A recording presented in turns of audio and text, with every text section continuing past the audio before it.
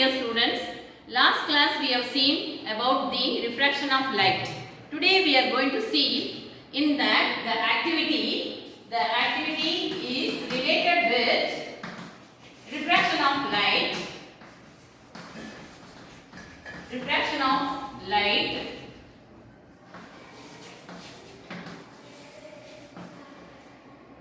through glass slab. So you all aware of this is the activity. You are aware of the prism from grade 7 onwards you would have learned. That is about the dispersion. This class we are going to see the activity, that is refraction of light through glass slab.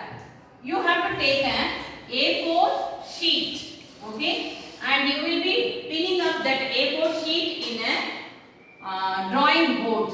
So on the four edges will be pinned up, and you have to take a glass slab. You have to take a glass slab, and you have to keep the glass slab in the center of the A4 sheet, and take your pencil and draw the outline of the glass slab like this, and you name it A, B, C and D.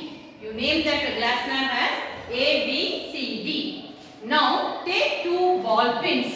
Okay, you know what is that ball pins. Okay, take two ball pins and have 1 centimeter distance and pin the two ball pins. When you are pinning up, you name that as P and Q and join with the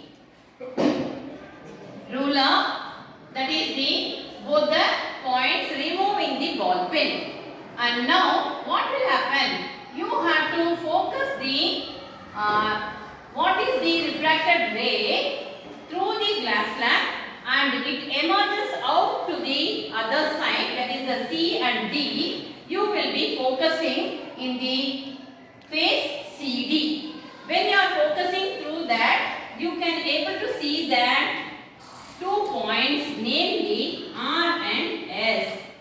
You name it as R and S, and join both the points. Join both the points. Now you join the incident ray, and here the emergent ray is that both you join it. You can able to see a bending wave.